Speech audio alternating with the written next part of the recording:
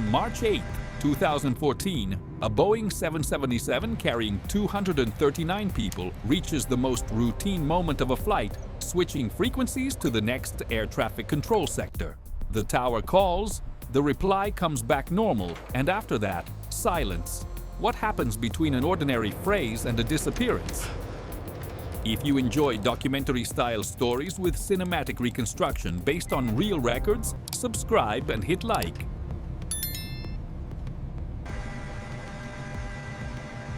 On board, it feels like any other late-night flight. Dim lights, quiet aisle, people trying to fold themselves into their seats and get some sleep. The crew handles the basics, checks on comfort, moves through the cabin, keeps the routine in order, and that is exactly the point. Nothing screams trouble. In the cockpit, the instruments look stable. No rush, no sign of emergency. Outside, the airplane is just a set of blinking lights in the dark.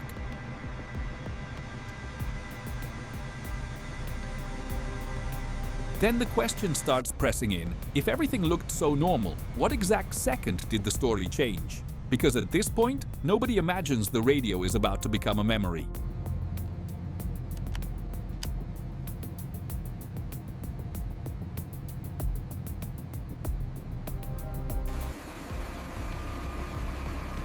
Before the airplane even leaves the ground, there is a massive human machine working in the background without drawing attention. Ramp crew, maintenance, catering, doors, cargo, boarding, checks. It is repetitive, technical, and safe, exactly the way it should be.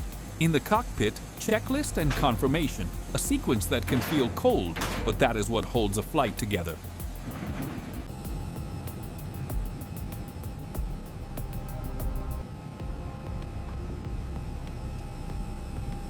When you look at that normal routine, it is jarring to think that hours later it would become a case with no final answer. What we reconstruct here is not invented mystery, it is the most ordinary scenario possible.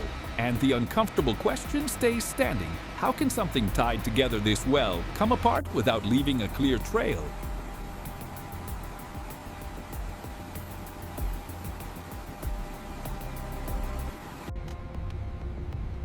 Pushback, taxi, lineup, then comes the moment your body recognizes acceleration, vibration, runway lights racing by, and the aircraft lifting into the night.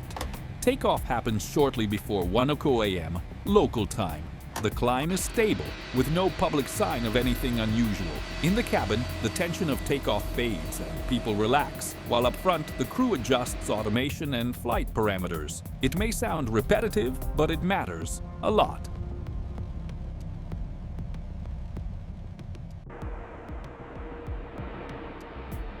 This case does not begin with an explosion, it begins with a flight that works. And that makes the question even heavier. How does a flight that works end without contact?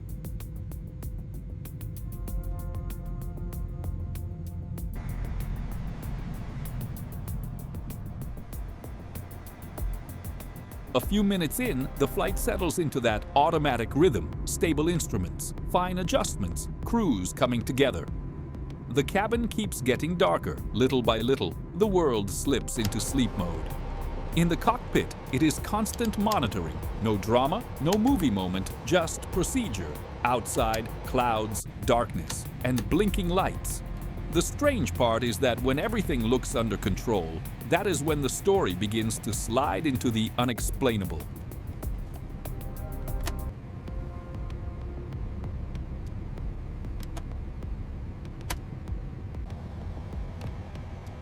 In aviation, danger usually leaves signs, and here the signs do not arrive the way anyone expects.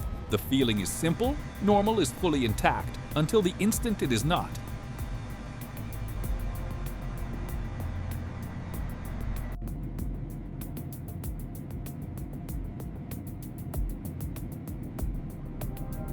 At cruise, the sky becomes a grid of sectors. Each region has its own controller, and flights are handed off all the time as part of the routine.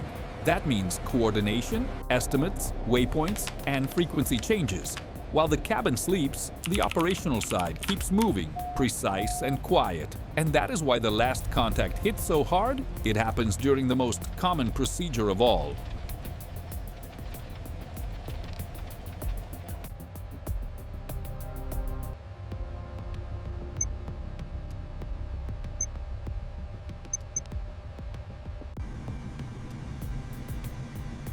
If you stop and think about it, it is almost ironic.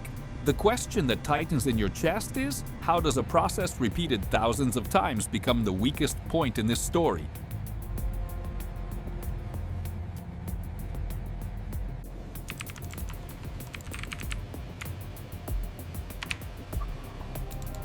Inside the control room, there is no glamour. There are screens, cursors, logs, coordination. It is repetition with discipline, and that is exactly why any deviation stands out fast. A target approaches a sector boundary and, normally, that just means, okay, next sector. Data gets logged, radar keeps updating like always. The transition is not an event, it is a habit.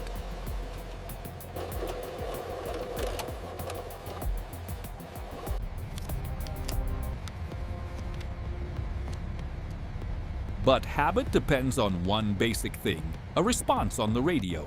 Then that nervous curiosity kicks in. What happens when the radio does not give back what it always gave back?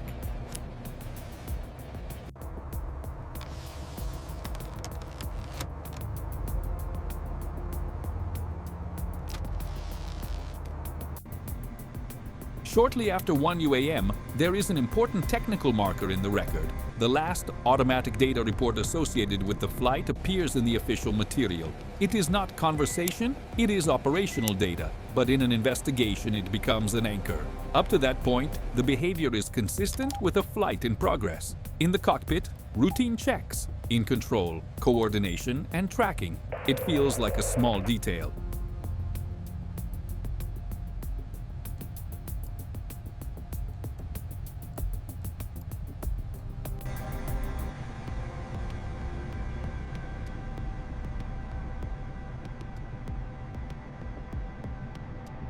Until you remember that after a disappearance, every detail becomes a nail holding the timeline together.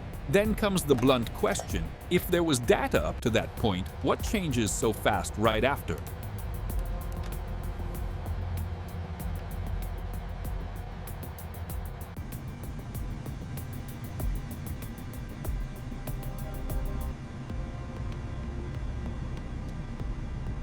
The cockpit is a place of micro-actions, paper, panels, instrument glow, a hand turning a control and stopping. It does not look like a story, but that is exactly what helps rebuild reality.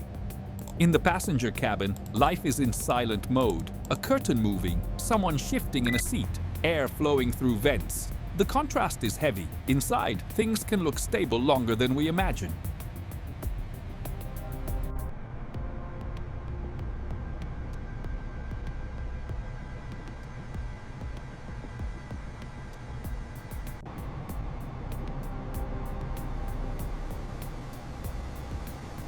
But outside, the contact chain is what keeps the flight existing in the system. And when that fails, nobody gets a dramatic warning. The question is deeply human: how do you notice something went wrong when wrong sounds like silence?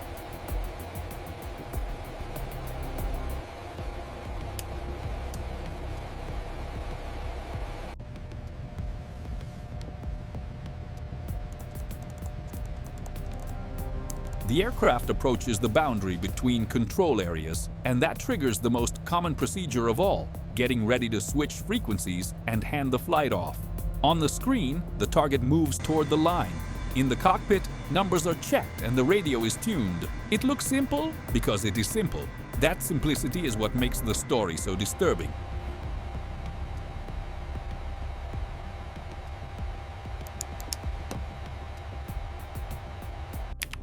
There is no obvious trigger, no declared emergency, nothing that says this is about to become a global case. And the unavoidable question comes up: how does an airplane disappear without even having time to ask for help?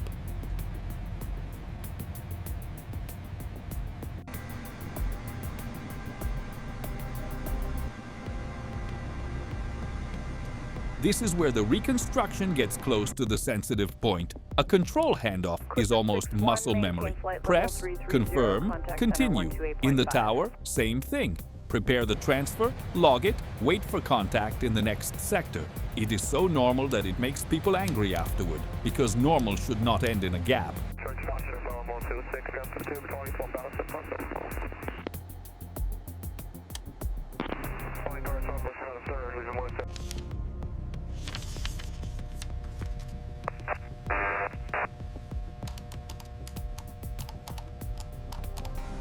If you like this kind of reconstruction based on public records and investigation, subscribe and hit like.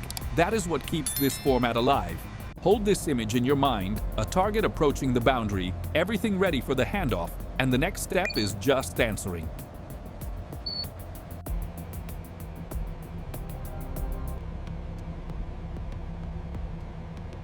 Then comes the actual handoff.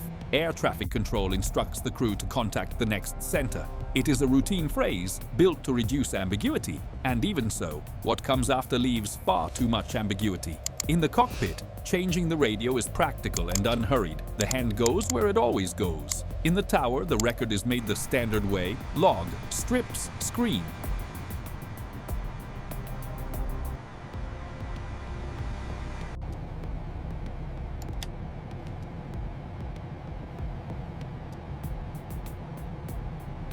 But this whole machine depends on one basic thing. Almost ridiculous in how simple it is, someone on the other side confirms and moves on. Then comes that strange feeling. How does something this ordinary become the last recorded voice contact?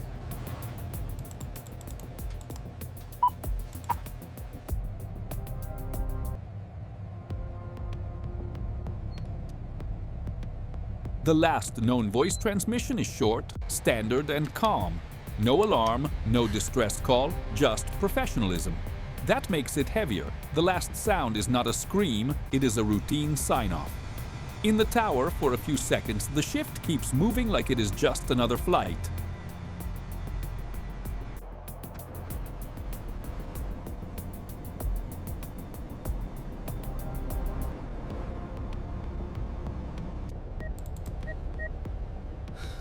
In the cockpit, it is press, speak, release. That is it. After that, the flow breaks. It gives you that awful feeling, this was not supposed to happen. How does such an ordinary phrase become the marker of a disappearance?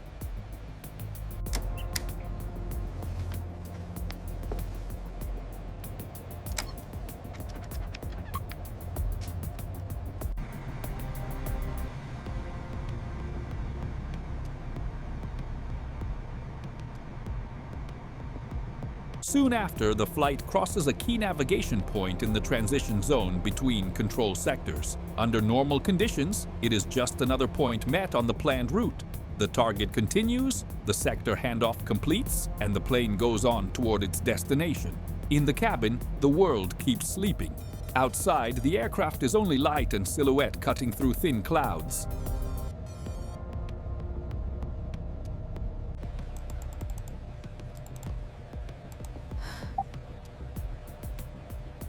But in this exact window, the story stops being procedure and becomes anomaly. Then comes the question that chills you. What changes when the plane crosses the point but does not enter the next control sector the way it should?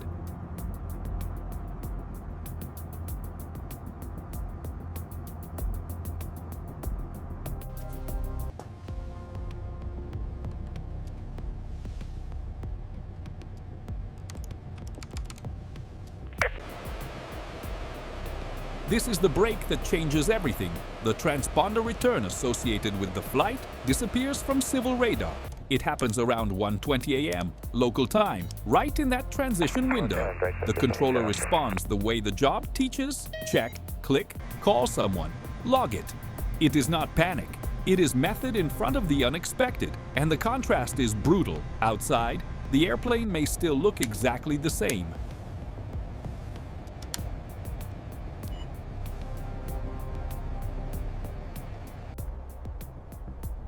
This is where the mind freezes. How can a system lose a target so cleanly? No warning, no call, no obvious trace.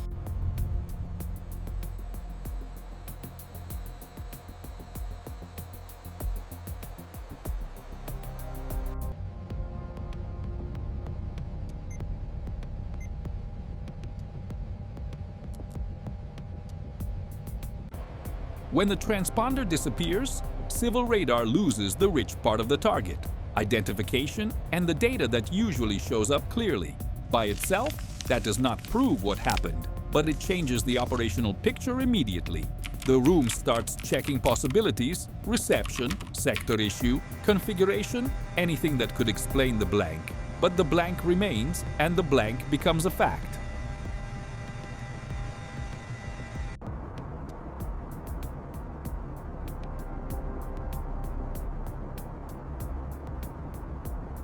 The hardest part is accepting the shape of the event. It is not an alarm screaming, it is an absence that does not fill in. Then comes the honest question: how do you investigate something that shows up mainly as "it never appeared"?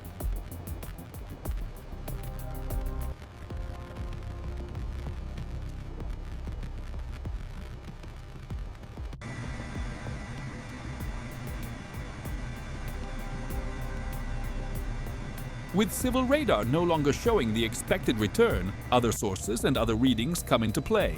In some cases, primary radar can show a less detailed return, less identified, but still useful, and that is where the analysis begins about the flight continuing to be detected for a while, including signs of a course change. The investigation describes that deviation and makes the limit clear.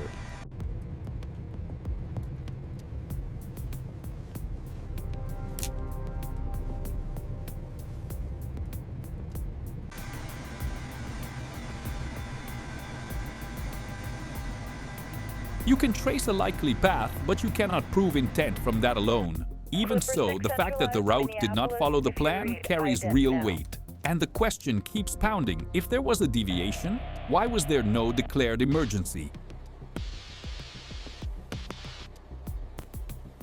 What stands out here is the operational silence. In a crisis, there is protocol, calls, codes, coordination, attempts to maintain contact. Here, what appears is the opposite: attempts from the ground, a blank on civil radar, and weaker signals from other sources for a while. No formal distress call, no clear warning. It is a strange combination: signs of technical continuity in some data, but no human communication.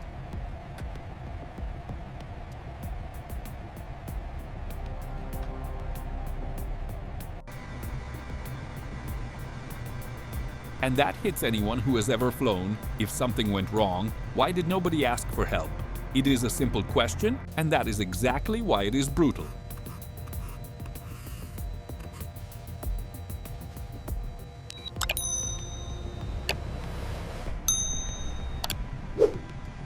Inside the cabin, the careful choice is not to invent. What can be reconstructed is the plausibility of normality: people sleeping, air moving, low lights, small movements. The passenger's minute-by-minute awareness is not publicly closed as a final fact, so we do not create panic just for drama. The real weight comes from the contrast.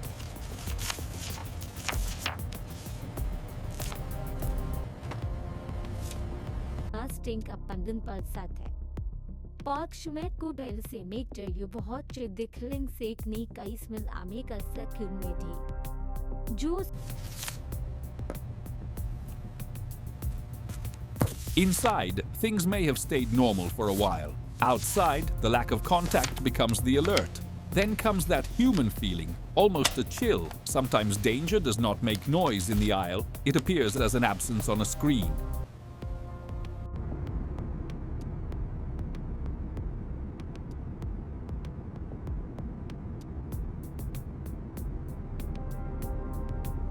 From here on, it helps to separate what is confirmed from what is uncertain. Confirmed, there was a loss of communications and expected civil radar signals during the handoff window. Confirmed, there was a route deviation after that point. The official report discusses that the sequence is more consistent with manual shutdown, power interruption, or non-use than with a single random system failure, but it does not establish who did it, and it does not establish why.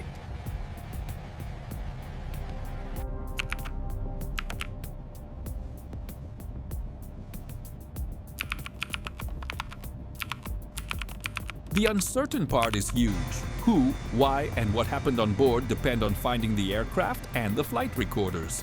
It makes you want to ask directly: do you prefer a theory that makes everything fit, or can you accept that evidence is still missing?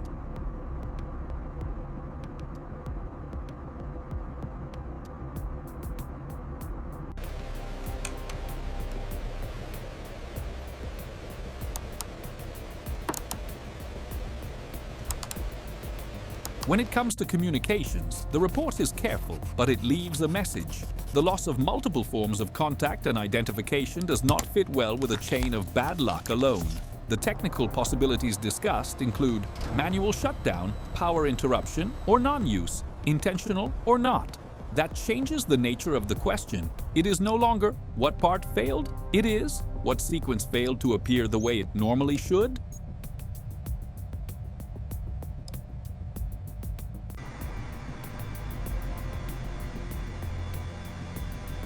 There is an uncomfortable part here, but it is real without the final data. A lot of this remains probability.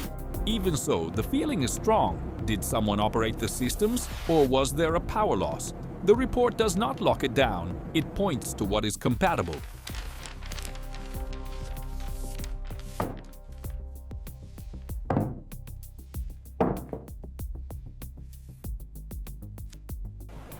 After the voice silence and the disappearance from civil radar, satellite echoes show up, the so-called handshakes. This is not a cockpit message, it is a technical connection pulse. And because it is technical, it becomes a key piece. It suggests that for some time, the aircraft likely remained in flight. That is also what makes it so cruel. You have automatic signals, but you do not have the human story.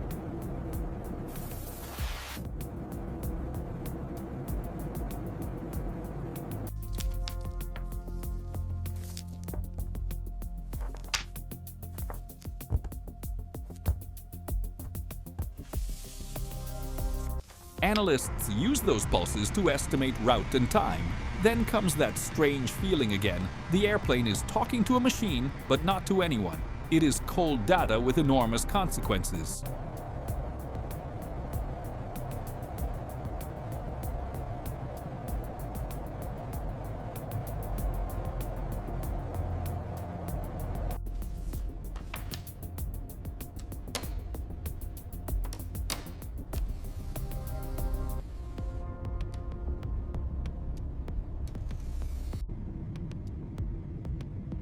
Using those records, investigators build a probable corridor heading into the southern Indian Ocean. And this is where the setting changes completely. You leave a world of crowded screens and enter a world of absolute emptiness. Remote region, deep water, too much ocean, too few reference points. On paper, you draw lines. At sea, you face weather, depth, technology, and time.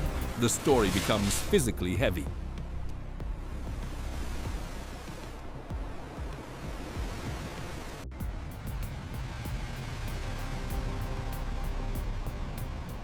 And there is a very human way to say it. The ocean does not make things easier, it hides them.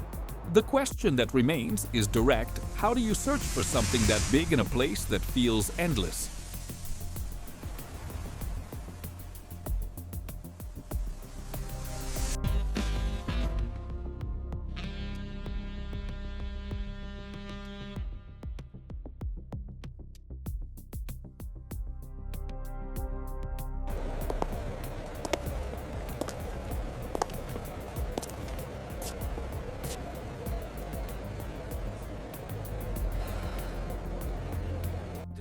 The end of the flight is one of the most sensitive parts. The report considers a likely connection to low fuel or fuel exhaustion, and it discusses the possibility that the APU may have started automatically and generated the final type of reconnection. But likely is not certain, and that matters, because an investigation is not a closed script. What can be said is this: fuel is a clock, and a clock does not negotiate.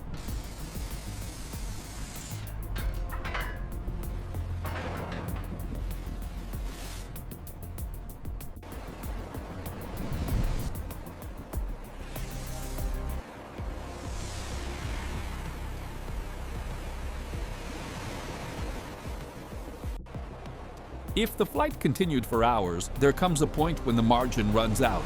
Then comes the question everyone asks, even if they do not say it out loud: if that is what happened, why was there no final call?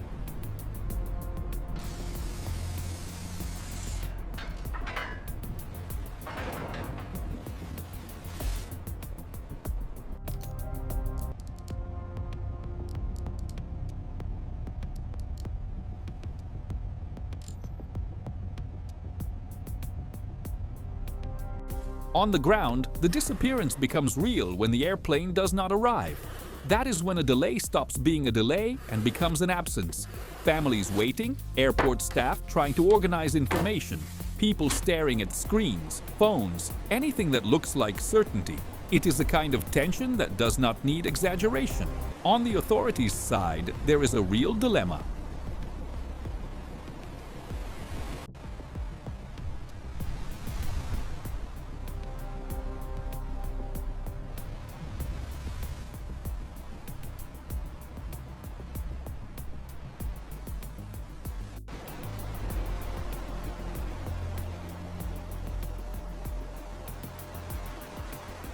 Speak too early, and you risk getting it wrong. Speak too late, and the anguish grows. At this stage, the whole world shifts into question mode. And the question that takes over everything is simple: where is it? That is where the race begins.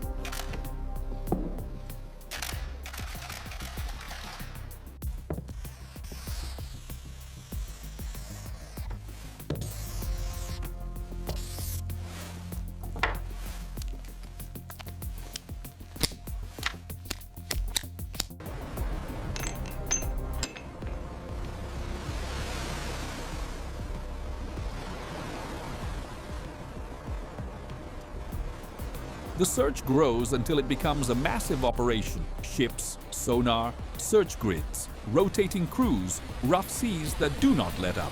It is technical work, repetitive work, and that is where the difference lies between searching and investigating. Searching means you keep going even when nothing appears. Huge areas are scanned in phases, and even then the main fuselage is not found, which limits any final conclusion.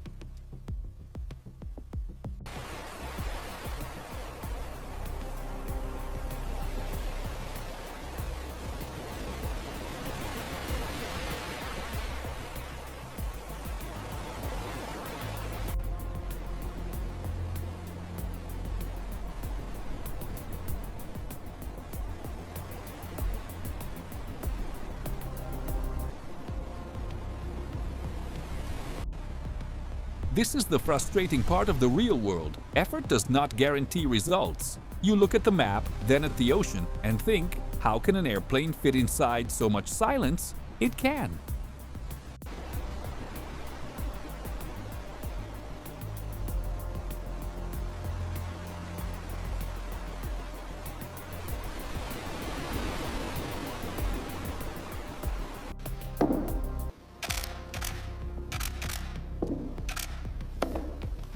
Years later, the case remains open because the one piece that closes the puzzle is still missing: decisive physical evidence. There are plans to resume the search in areas considered more likely, using models tied to a confirmed find, which shows the case was never archived, not technically and not morally. That is also part of MH370's legacy, a reminder of how tracking, protocols, and transparency matter, and how the ocean still challenges every technology we have.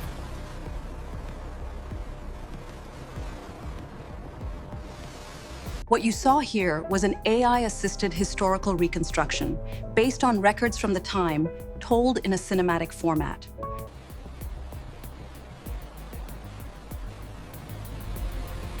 At the end, the essential thing is worth saying clearly: 239 people are not a statistic, they are lives. And if the investigation asks for one thing, it is honesty about what is known and what is not known. Because in the end, only evidence closes the story.